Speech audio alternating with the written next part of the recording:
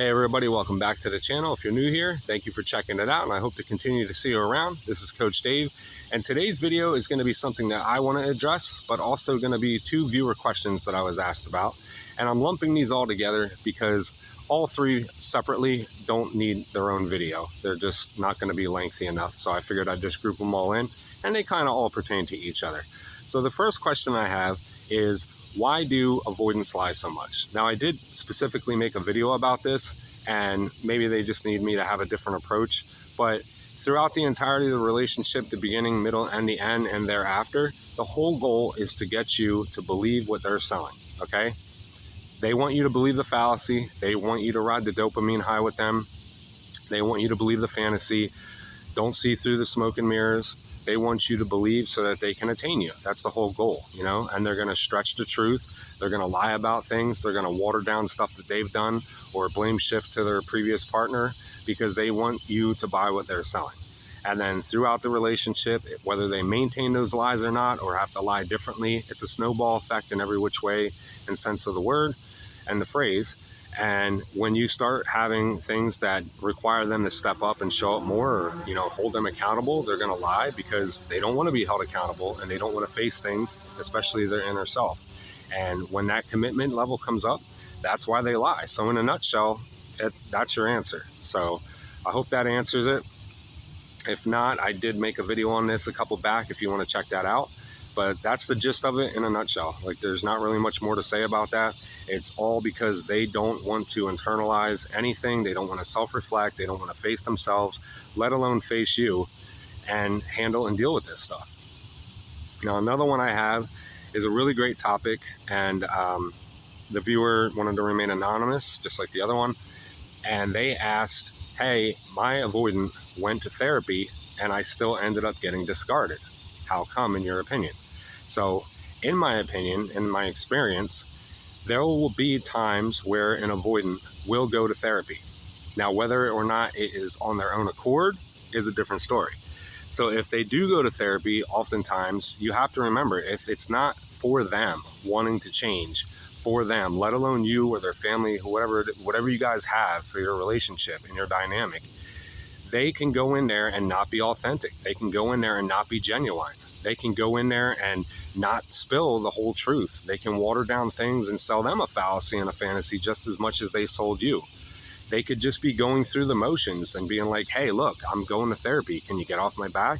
You know, and it could be in a group setting. It could be a family setting. It could just be solo one-on-ones. But if they're not going to actually open up and own stuff, that could be the case. And then on the other side, if they are actually going and they're going through the work and the process, and you got to remember, this is going to dig up and stir up everything within them, and it's going to make them feel uncomfortable. And when they start facing all that, they still might not be able to face you because they're too ashamed of what they've put you through, and they're coming to the realization of that. So it could be a combo of any of that stuff. Now, that's not to say that, you know, on either end, that's why they left you. They might not even be going at all. They might just be lying to you and saying that they're going, and they have no intention of changing or doing better. You know, it could be any of them.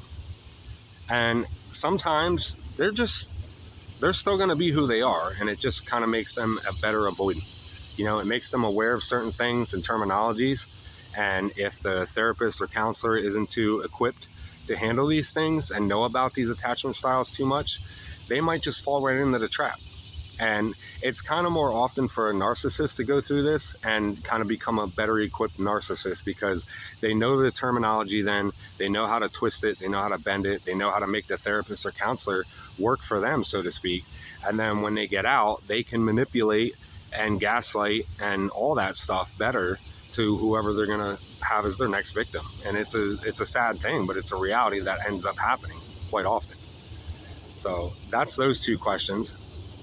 Now for my topic, I wanted to discuss, you know, if you've been through these things, any of these, narcissist, avoidant, toxic, emotionally unavailable partner, no matter what it is, all the above, if you will, and you're going through the healing process. Are you going through the healing process, or are you in survival mode? Like, are you just getting by? Are you not really putting any weight into anything? Are you still sitting around just miserable, overthinking everything, overcomplicating everything, studying and examining every single word of every single text history that you guys have together, emails, notes, gifts, time, places, things, events, songs, shows, everything under the sun that you guys did. Are you not taking care of yourself? Are you barely showering? Are you barely sleeping? Are you oversleeping, undereating, or overeating? Are you not doing your hobbies and interests anymore? Are you not working out? You know, whatever that you were doing, it's okay to feel these things. It's okay to shut down and grieve and go through all the processes that you have to do. But if you're doing it for an extended period of time, and that does happen, and I've had some people write comments in some of the videos I've made that they're still going 18 months later like this, and they don't know how to snap out of it. Maybe it's time to force yourself into things little by little and just do it. I know for me, you know, I didn't want to go hiking anymore. I just wanted to stay inside like a hermit and just be a complete introvert. And that's just kind of me naturally. But I didn't want to do that. I didn't want to go to the gym. And then I slowly started forcing myself to do it. And as I did it, I felt better. I love being outside in nature.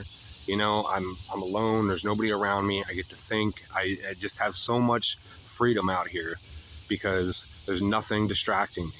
And I love it. That works for me. And it might not be your thing, but whatever is your thing, or whatever niche or new thing that you have to try to express yourself, go out and do that. You know, when I go to the gym, I use that thought process, you know, the anger, the emotions, the sadness, and I put it through into making myself better. So if there's any way that you have an outlet to make yourself better, to up yourself, to level up, to progress more, to make yourself just a better person overall, no matter what it is, that's always a plus, because you're using the negative that they left you with and everything they did to you to make yourself better. And that's all it's about, is making yourself better. It's you against you, one day at a time. So if you can do that, that's monumental for your healing and your growth. And slowly you work through these things. Like, I'm not just out here like, oh, you know, I just want to forget everything and, you know, I'm just lollygagging. You don't become them. You don't suppress it. You don't push it down and just not deal with it. You actually have to heal. You got to take these things. And that's not to say don't go through these emotions and don't feel these things and don't go through these thoughts. Like I said in another video, I specifically addressed this. You're going to go through the highs and lows. You want to feel this stuff. There's going to be days when you want to sleep. I mean, myself, I slept a lot. Because it's your nervous system's trying to heal. And I felt like I was up late at night researching stuff. I was up late at night because I couldn't sleep. I'm the type of person that likes to fix things and not go to bed with stuff on the platter waiting to be addressed. And when you have somebody that's an avoidant or a narcissist, they don't care about handling that stuff. And they'll be right next to you in bed sleeping sound. And you're over there wondering, like, how can they be like this? And it's not just because you're two different people. It's just, they just flat out don't care and they don't want to deal with it. And you're over there just dying inside, waiting to talk. You can't. Your mind's going a mile a minute. You're researching stuff. You're looking up videos such as this, and it's chaotic. And remember that stuff. So when your body is free of that finally, you want to rest more. You're making up all this lack of sleep. You're that kind of tired inside that just like a nap or just sleeping once here and there isn't going to catch up. And I slept for days, you know, like I would sleep a lot. I'd go to work, I'd come home, I'd nap, you know, I'd sleep all the time. And I felt even more tired from sleeping so much. And then when I started getting up and getting active, that's when I started getting better. You know, I'm not going to lie, one of my biggest things was comfort eating. You know, I would eat my feelings, you know, that made me feel better. And I didn't beat myself up about it. Yeah, I put on a few extra pounds at the time. But hey, if that's what's going to make you self-soothe and feel good, then do that. If it's writing stuff down, if it's texting yourself, if it's writing a letter that you're never going to give to them because you know it's not going to matter. If it didn't matter when you were with them, it's not going to matter now. And if you feel the need that you still want to do it, then go ahead. But just know not to expect anything back. Even if you send that, you're not going to know if they're going to read it, throw it out, if they're just going to laugh at it, if they're going to respond. You have no idea. If you absolutely feel the need to do that, I'm not telling you one way or another. Me specifically, I wouldn't waste my time and effort giving them a single ounce or shred left of me. But if you feel you have to do that instead of just burning it or ripping it up, go ahead. If you want to write it down in a journal, go ahead. If you got to talk to somebody, if it's not just enough to watch videos and hear me talking, or somebody else that you jive with better than me, or you jive better with me than other people, and you have to go to counseling or whatever steps you need, go ahead and take these steps. There's no shame in feeling and going through what you're going through. Just don't become a prisoner to it. Because at the end of the day, that's them still holding control and power over you. And you don't want that to happen. That's the worst case scenario to have happen. So go through what you have to go through, heal, think about it, prioritize yourself, pour all that time and effort and love and energy back into yourself. Think about everything, feel everything, sit in it all, reflect on it all, and realize that you were not the problem. No amount in the world that you could have come up with, gave them, communicated more, gave more of yourself, was going to save it. Nothing was going to matter. Once they've made up their mind, they've made up their mind. It doesn't matter what you do and how much more you show up and how much more you give of yourself. You can't blame yourself. Don't beat yourself up. Prioritize yourself. Don't think of yourself as some horrible person. You let this happen to you. A lot of people go through it. They're very conniving and good at doing what they do, making you believe the lies, the fallacy, the manipulation, the gaslighting, the fantasy, all of it.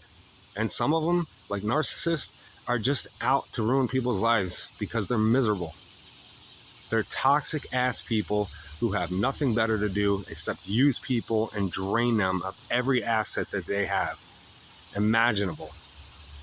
And then they just move on to the next, and they drop you when you feel worthless. But I'm telling you, you are not worthless. Yes, it was a waste of your time. Yes, it was a lesson that you didn't need, but you're going to be so much better and stronger, and you're going to make yourself better and stronger. More money, more mentality, more focus, more healthy, everything, and just ultimately surpass the person that you used to be. And you're never going to let this happen to you again, and you'll be able to read these signs before it happens to you and shut that shit down.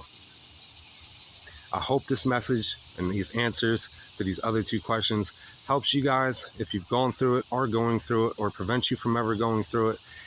I updated my page so you guys can email me for those who've been asking, or for anybody else that wants to. If you want to do one-on-one, or just email me to make a video, questions, comments, concerns, anything, drop it down below. Thank you guys so much for the love, support, the likes, the subscriptions, the shares, everything. Keep it coming. I appreciate you guys so much, and I'll catch you in the next one.